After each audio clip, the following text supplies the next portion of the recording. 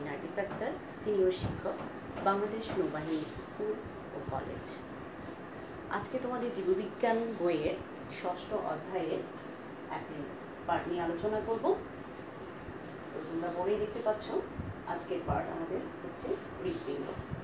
হৃৎপিণ্ড সংক্রান্ত আমরা আরও কিছু বিষয় জানবো এই পাঠ শেষে। সেটি হচ্ছে হৃৎপিণ্ডের গঠন আমরা ব্যাখ্যা করতে পারবো। এর সাথে আমরা রক্ত সঞ্চালন প্রক্রিয়াটিও ব্যাখ্যা করব। তাহলে শুরু করা যাক আজকের ক্লাস। আমরা প্রথমেই আসি, হৃৎপিণ্ড কি? হৃৎপিণ্ড হচ্ছে একটি পাম্প যন্ত্রবিশেষ যেটি আমাদের দুইটি ফুসফুসের মাঝখানে অবস্থান করে এবং এটি একটি বিশেষ ধরনের পেশি দিয়ে গঠিত। তোমরা জানো যে হৃৎপেশি দিয়ে হৃৎপিণ্ডটি গঠিত। তো এই হৃৎপিণ্ড রক্ত সঞ্চালন করে থাকে একটি বিশেষ প্রক্রিয়ার মাধ্যমে। আমরা রক্ত সঞ্চালনে সেটা আলোচনা করব। প্রথমে আমরা হৃৎপিণ্ডের গঠন সম্পর্কে আলোচনা করি। তাহলে আমরা জানলাম যে হৃৎপিণ্ড একটি বিশেষ ধরনের পেশি দিয়ে গঠিত হয়ে থাকে। এরপরে আসি যে হৃৎপিণ্ড একটি পর্দা দ্বারা আবৃত থাকে। আমাদের দেহের অভ্যন্তরের প্রত্যেকটি অঙ্গই বিশেষ করে একটি বিশেষ পর্দা দ্বারা আবৃত থাকে। তো হৃৎপিণ্ড যে পর্দাটি দ্বারা আবৃত থাকে সেটি হচ্ছে পেরিকার্ডিয়াম নামক একটি পর্দা। তো পেরিকার্ডিয়াম পর্দাটি একটি দ্বিস্তর বিশিষ্ট এবং এর মাঝে তোমার পেরিকার্ডিয়াল নামক এক ধরনের তরল পদার্থ থাকে, যেই পদার্থটি হৃৎপিণ্ডকে সংকুচিত হতে সাহায্য করে। আচ্ছা, এরপরে আসি আমরা হৃৎপিণ্ডের 3টি স্তর রয়েছে, প্রাচীরের 3টি স্তর। এই 3টি স্তর আমরা যদি চিত্রটি একটু ভালো করে লক্ষ্য করি তাহলে বুঝতে পারবো। হৃৎপিণ্ডের প্রাচীরের যে 3টি স্তর, প্রথম স্তরটি হচ্ছে এপিকার্ডিয়াম, তারপরের স্তরটি হচ্ছে মায়োকার্ডিয়াম, একদম ভেতরের যে স্তরটি সেটিকে বলা হয় এন্ডোকার্ডিয়াম। আচ্ছা, এবার আসি আমরা একটু আলোচনা করি। এপিকার্ডিয়াম নামক যে পর্দাটি, এটাকে বলা হয় বাংলায় বহিঃপর্দা। এই পর্দাটি মূলত তোমার যোজক টিস্যু দ্বারা গঠিত এবং এই পর্দাটির মধ্যে থাকে বিক্ষিপ্তভাবে চর্বি স্তর এবং এই চর্বি স্তরটি আবার তোমার আবরণী টিস্যু দ্বারা আবৃত থাকে। তারপরে এপিকার্ডিয়াম এবং এন্ডোকার্ডিয়াম এই দুইটির মাঝে অবস্থান করে মধ্যস্থ বা এটাকে আমরা বলে থাকি মায়োকার্ডিয়াম। এই মায়োকার্ডিয়াম স্তরটিও আবার তোমার ধীর অনিচ্ছিক পেশি দ্বারা গঠিত এবং এটি সাধারণত হৃৎপিণ্ডকে পিচ্ছিলতা দান করতে সাহায্য করে। এরপরে রয়েছে তোমাদের এন্ডোকার্ডিয়াম। এন্ডোকার্ডিয়ামটি হচ্ছে একেবারে ভিতরের পর্দা, এটাকে বাংলায় আমরা বলে থাকি অন্তঃপর্দা। এই পর্দাটি হৃৎপিণ্ডের ভেতরের যে অন্যান্য জিনিসগুলো রয়েছে, যেমন আমরা বলি প্রকোষ্ঠ, তারপরে বিভিন্ন ধরনের কপাটিকা বা বাল, সেগুলো কে এন্ডোকার্ডিয়াম কি করে আবৃত করে রাখে, সুরক্ষা দেয়, এটা আমরা করতে পারি। এই গেল তাহলে হৃৎপিণ্ডের 3টি স্তর সম্পর্কে আলোচনা। এরপরে আসি আমরা মানব দেহের হৃৎপিণ্ড মোটামুটি 4টা প্রকোষ্ঠে বিভক্ত থাকে। আমরা প্রকোষ্ঠগুলোর নাম এখন জানি। প্রকোষ্ঠগুলোকে যথাক্রমে ডান পাশেটাকে বলা হয়, উপরের প্রকোষ্ঠ দুটির নাম হচ্ছে ডান অলিন্দ এবং বাম পাশেরটাকে বলা হয় বাম অলিন্দ। নিচের যে প্রকোষ্ঠগুলো রয়েছে, নিচের প্রকোষ্ঠগুলোকে ডান পাশেরটাকে বলা হয় ডান নিলয় এবং বাম পাশেরটাকে বলা হয় বাম নিলয়। তোমরা নিশ্চয়ই লক্ষ্য করেছো যে নিলয় দুইটি অপেক্ষাকৃত অলিন্দ থেকে বড়। তাহলে আমরা বলতে পারি উপরের দুইটি যে প্রকোষ্ঠ, সেই প্রকোষ্ঠগুলো নিলয় থেকে অপেক্ষাকৃত ছোট। আচ্ছা, আরেকটা জিনিস তোমরা খেয়াল করেছো, এখানে একটা পর্দার নাম আমি লিখেছি, সেটার নাম হচ্ছে আন্তঃনিলয় পর্দা। এই আন্তঃনিলয় পর্দা দ্বারা অলিন্দ নিলয় দুইটি পৃথক থাকে। ঠিক একইভাবে অলিন্দ দুইটিও একটি অলিন্দ পর্দা দ্বারা পৃথক থাকে। কেন পৃথক থাকে আমি বলছি, সেটা হচ্ছে যে এখানে আমরা জানি যে রক্ত, 2 ধরনের রক্ত এখানে আসে বা যায়। যাই হোক, এখানে অক্সিজেন এবং কার্বন ডাই অক্সাইড যুক্ত রক্ত, সেই রক্তটা যেন সংমিশ্রিত না হতে পারে, সেই কারণেই সাধারণত এই পর্দাগুলো অবস্থান করে থাকে বা পর্দাগুলো কাজ করে থাকে। আচ্ছা, এরপরে রয়েছে, তাহলে আমরা 4টা প্রকোষ্ঠ সম্পর্কে জানলাম। তারপরে দুটি পর্দা সম্পর্কে জানলাম। এরপরে আরেকটু বলি যে এই পর্দাটি, বিশেষ করে আন্তঃনিলয় পর্দাটি অলিন্দ পর্দা অপেক্ষা কি থাকে, বেশ পুরো থাকে এবং পেশিবহুল থাকে। তাহলে আমরা বলতে পারি অলিন্দের পর্দাটি কি থাকে, অপেক্ষাকৃত পাতলা থাকে। তাহলে আমরা প্রকোষ্ঠ চারটি এবং তাদের যে পর্দা, সেই পর্দা সম্পর্কে জানলাম। এরপরে আসি আমরা যে প্রকোষ্ঠ সম্পর্কে জানা হলো। এরপরে আমরা বলি যে এই যে ডান অলিন্দ এবং ডান নিলয়, কেমন, এই দুইটি প্রকোষ্ঠের মাঝখানে যে এই যে ছিদ্রপথটা রয়েছে, এই ছিদ্রপথে তোমার ছিদ্রপথটাকে বন্ধ বা খোলা রাখার জন্য এখানে বিশেষ ধরনের কপাটিকা রয়েছে। এই কপাটিকা বা বাল্বটাকে বলা হচ্ছে এখানে ট্রাইকাস্পিড কপাটিকা। তাহলে এটাকে আমরা বলছি কি, এখানে একটা কপাটিকা থাকে, এই কপাটিকাকে বলা হয় ট্রাইকাস্পিড কপাটিকা। এটি তিনটি স্তর দ্বারা গঠিত। ঠিক একইভাবে আমরা বলবো যে আমাদের বাম অলিন্দ এবং বাম নিলয়ের মাঝখানে রয়েছে যে ছিদ্রটি রয়েছে, সেই ছিদ্রটিকে খোলা এবং বন্ধ করার জন্য এখানে রয়েছে আরেকটি কপাটিকা। তাহলে এই কপাটিকাটাকে বলা হয় কি, এই কপাটিকাটাকে বলা হয় বাইকাস্পিড কপাটিকা। খেয়াল করো, বাম দিকে থাকে বাইকাস্পিড কপাটিকা। তাহলে তোমাদের একটু এতে আমাদের কি হয়, মনে রাখার সুবিধা হয়। বাম দিকে বাইকাস্পিড কপাটিকাটি দুই স্তর বিশিষ্ট এবং এই যে কপাটিকাগুলো, এই কপাটিকাগুলোর কাজ কি, কপাটিকাগুলো হচ্ছে রক্তকে এক মুখে প্রবাহিত করতে সাহায্য করে। কপাটিকাগুলো থাকার কারণে রক্ত কখনোই উল্টো দিকে যেতে পারে না, এক ফোঁটা রক্ত কখনো উল্টো দিকে যেতে পারে না। এছাড়া রয়েছে দেখো এখানে আরো দুটি কপাটিকা। তাহলে এই যে এটা হলো গিয়ে তোমার আমরা বলে থাকি কি ফুসফুসীয় ধমনী, বা এটাকে বলা হয় পালমোনারি ধমনী। এই পালমোনারি ধমনীর মধ্যে রয়েছে একটি কপাটিকা, এটাকে বলা হয় সেমিলুনার কপাটিকা বা অর্ধচন্দ্রাকৃতি কপাটিকা। একইভাবে মহাধমনীর মধ্যে রয়েছে একটি কপাটিকা, এটাকেও বলা হয় সেমিলুনার বা অর্ধচন্দ্রাকৃতি কপাটিকা। তাহলে আমরা এখানে মোটামুটি কয়েকটি কপাটিকার সাথে পরিচিত হলাম। এরপরে আমরা দেখি যে এই হৃৎপিণ্ডের সাথে কি কি ধমনী এবং শিরা। আমরা জানি যে আমাদের দেহে রক্ত সংবহনের জন্য বিভিন্ন ধরনের নালী রয়েছে, রক্ত নালী যেটাকে আমরা বলে থাকি। সেই নালীগুলোর মধ্যে এখানে কোনটা কোনটা সংযুক্ত আছে আমরা দেখি। যেমন ডান অলিন্দের সাথে সংযুক্ত থাকে দুইটি মহাশিরা। উপরের দিকে যে মহাশিরাটি থাকে সেটাকে বলা হয় ঊর্ধ্ব মহাশিরা, নিচের দিকে থাকে নিম্ন মহাশিরা। তাহলে ডান অলিন্দের সাথে আমরা দুইটি মহাশিরা সংযুক্ত দেখলাম। এবার আসি বাম অলিন্দের সাথে সংযুক্ত থাকে তোমার মোট দুই জোড়া, মানে চারটি পালমোনারি শিরা, বা এটাকে বলা হয় ফুসফুসীয় শিরা। এদিকে দেখো দুইটি রয়েছে, এদিকে আছে দুইটি, তাহলে মোট হলো চারটি। এরপরে আসি, দেখো এখানে ডান নিলয় থেকে উৎপত্তি হয়েছে একটি ধমনী, যে ধমনীটাকে আমরা বলে থাকি ফুসফুসীয় ধমনী, বা এটাকে বলা হয় পালমোনারি ধমনী। এই ধমনীটি ফুসফুসের সাথে সরাসরি যুক্ত থাকে। তারপরে আমরা আসি বাম অলিন্দ থেকে উৎপত্তি হয়েছে আরেকটি ধমনী, যে ধমনীটিকে বলা হয় মহাধমনী। তাহলে আমরা দেখলাম যে হৃৎপিণ্ডের সাথে কিভাবে রক্ত নালীগুলো সংযুক্ত থাকে। তাহলে এই গেল আমাদের মোটামুটি হৃৎপিণ্ডের গঠন প্রক্রিয়া। এরপরে আসি আমরা এই হৃৎপিণ্ডটি কিভাবে কাজ করে, বা হৃৎপিণ্ডের মাধ্যমে কিভাবে আমাদের দেহে রক্ত সঞ্চালিত হয়। তোমরা জানো যে আমাদের দেহের যে রক্ত সংবহন তন্ত্রটি রয়েছে, সেই সংবহন তন্ত্রটি মূলত তোমার হৃৎপিণ্ড, রক্তবাহী নালী মানে ধমনী, শিরা, কৌশিক জালি এগুলোর সমন্বয়ে গঠিত। তো এখানে হৃৎপিণ্ডটি সব সময় সংকুচিত এবং প্রসারিত হয়ে ধমনী এবং শিরার মাধ্যমে আমাদের দেহে মূলত রক্ত সঞ্চালন করে থাকে।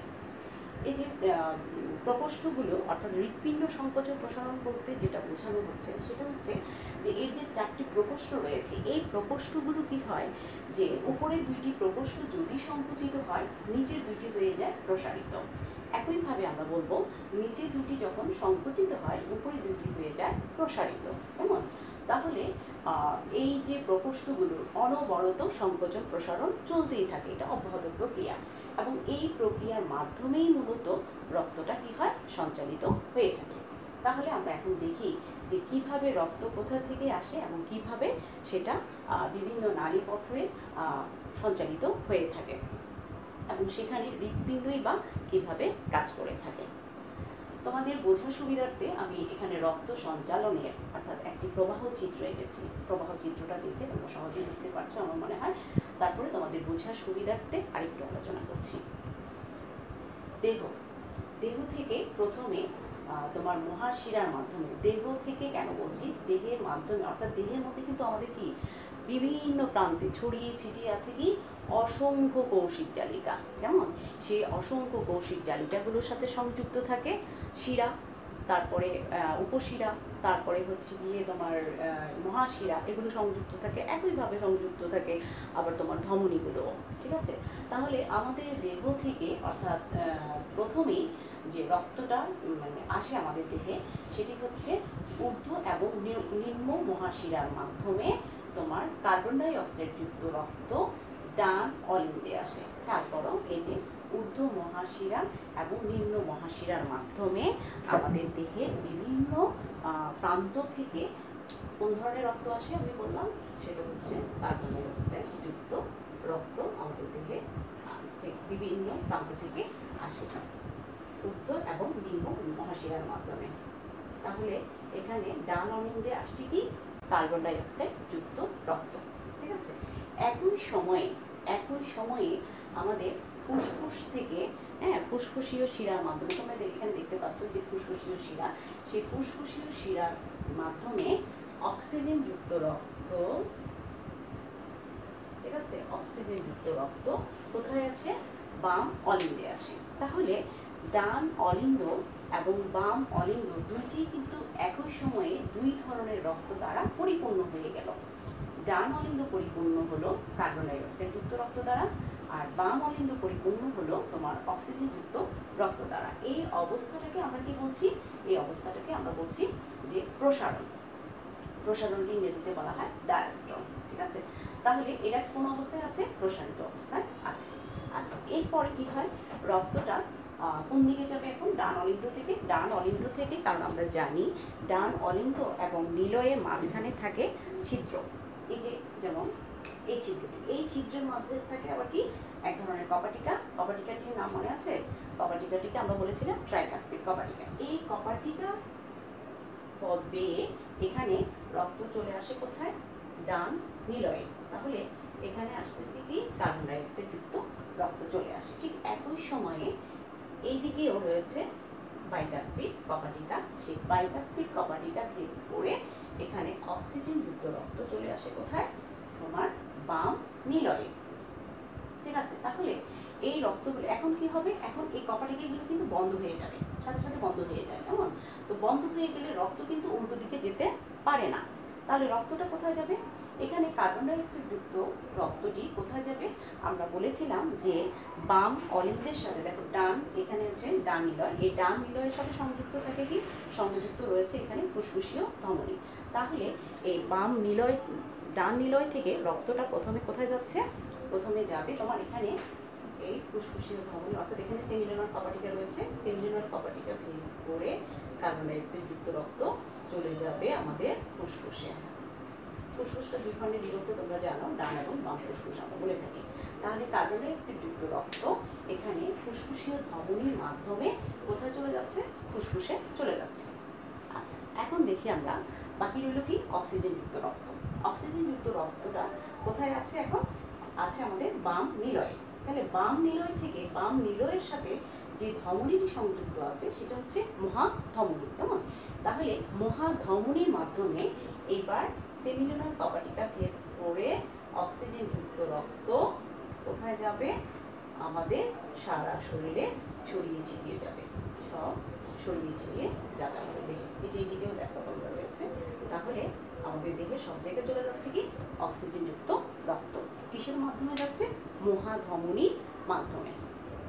তাহলে এখানে দেখো যে এই অবস্থা, অর্থাৎ রক্তটি মানে মনে করো ডান অলিন্দ এবং বাম অলিন্দ এই অলিন্দদয় থেকে যখন রক্তটা নিচে নেমে গেল, অর্থাৎ নিলয়ে চলে আসলো, কেমন, তখনই উপরের দিকটা কি হয়ে গেল, সংকুচিত হয়ে গেল, আর নিচেরগুলো হয়ে গেল প্রকোষ্ঠ দুটি প্রসারিত। তাহলে এই যে দেখো সংকোচন প্রসারণ, আমরা কিন্তু তাকে কি করছি না, প্রেশার ক্রিয়েট করছি না, সে নিজের থেকেই আন্দোলিত হয়েই নিজের ইচ্ছা অনুসারে সুন্দর করে প্রক্রিয়াধীনভাবে একবার সংকোচন একবার প্রসারণের মাধ্যমে রক্তটা সঞ্চালিত করছে বিভিন্ন ধমনী শিরার মাধ্যমে। তাহলে এখানে আমরা দেখলাম যে রক্তটা কিভাবে চলে যাচ্ছে। এবার আমরা একটু ফ্লো চার্টে আসি, যে এখানে কিভাবে প্রবাহ চিত্রের মাধ্যমে আমরা দেখিয়েছি। তাহলে দেখো, এই যে দেহ থেকে ঊর্ধ্ব নিম্ন মহাশিরার মাধ্যমে রক্তটি কি রক্ত, কার্বন ডাই অক্সাইড যুক্ত রক্ত। কোথায় আসলো, প্রথমে ডান অলিন্দে আসলো। ডান অলিন্দ এবং নিলয়ের মাঝখানে রয়েছে ট্রাইকাসপিড কপাটিকা, কপাটিকা ভেদ করে রক্ত চলে গেল কোথায়, ডান নিলয়। এই রক্তগুলো সবগুলোই কিন্তু কি কার্বন ডাই অক্সাইড যুক্ত রক্ত। তাহলে আমরা এখানে পেয়েছি সবগুলো কি কার্বন ডাই অক্সাইড যুক্ত রক্ত। এখানে সবগুলোই আসতেছে আমাদের তোমার কার্বন ডাই অক্সাইড যুক্ত রক্ত, এখানেও কার্বন ডাই অক্সাইড যুক্ত রক্ত, এখানে কার্বন ডাই অক্সাইড যুক্ত রক্ত। তাহলে এখানে দেখো যে ফুসফুসীয় ডান নিলয় থেকে সেমিলুনার কপাটিকা ভেদ করে সেটা কোথায় চলে গেল, ফুসফুসীয় ধমনীতে। ফুসফুসীয় ধমনী ভেদ করে তারপরে সেটা চলে গেল একেবারে ফুসফুসে। এখন ফুসফুসে যাওয়ার পরে রক্তটা কি হয়, এখানে পরিশোধিত হয়। তার মানে এখানে আসলো কি কার্বন ডাই অক্সাইড যুক্ত রক্ত, সেই রক্তটা বিশুদ্ধকরণ করা হয় কিভাবে, অক্সিজেনকে যুক্তের মাধ্যমে। অক্সিজেন যুক্ত হওয়ার মাধ্যমে রক্তটা পরিশোধিত হয়ে গেল। তারপরে সেই বিশুদ্ধ বা পরিশোধিত রক্তটি তোমার এখানে বাম অলিন্দে যাবে। বাম অলিন্দে যাবে কিসের মাধ্যমে, বুঝি পালমোনারি শিরা মাধ্যমে রক্তটা বাম অলিন্দে যাবে। বাম অলিন্দ ভেদ করে অক্সিজেন যুক্ত, এগুলো সবগুলি অক্সিজেন যুক্ত রক্ত যাচ্ছে। তাহলে এখানে বাইকাসপিড কপাটিকা ভেদ করে বাম নিলয়, সেমিলুনার কপাটিকা ভেদ করে অক্সিজেন যুক্ত যাচ্ছে মহাধমনী। মহাধমনী থেকে সেই অক্সিজেন যুক্ত রক্তটি যাচ্ছে কোথায়, দেহের মধ্যে আবার চলে যাচ্ছে। তার মানে দেহের সব জায়গায় ছড়িয়ে ছিটিয়ে যাচ্ছে কি অক্সিজেন যুক্ত রক্ত। এভাবেই হৃৎপিণ্ডের মাধ্যমে আমাদের দেহে অর্থাৎ রক্ত প্রবাহিত হয়ে থাকে।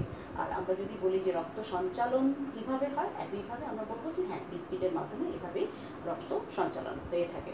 তাহলে এখানে আরেকটু কথা বলে নিই, যেখানে বলা হচ্ছে যে ফুসফুসীয় ধমনী আর একটা হচ্ছে ফুসফুসীয় শিরা। তোমরা হয়তো লক্ষ্য করেছো যে ধমনী সবসময় বহন করে অক্সিজেন যুক্ত রক্ত, আর শিরা সবসময় বহন করে কার্বন ডাই অক্সাইড যুক্ত রক্ত। এখন তোমাদের মনে প্রশ্ন জাগতে পারে যে কেন, মানে এখানে মধ্যে কেন এই জিনিসটা হচ্ছে, যে যেখানে তোমার অক্সিজেন যুক্ত রক্ত বহন করার কথা, সেখানে অক্সিজেন না হয়ে কার্বন ডাই অক্সাইড যুক্ত রক্ত বহন করছে কে, ফুসফুসীয় ধমনী। আর এখানে ফুসফুসীয় শিরা বহন করার কথা ছিল কার্বন ডাই অক্সাইড, কিন্তু বহন করছে অক্সিজেন।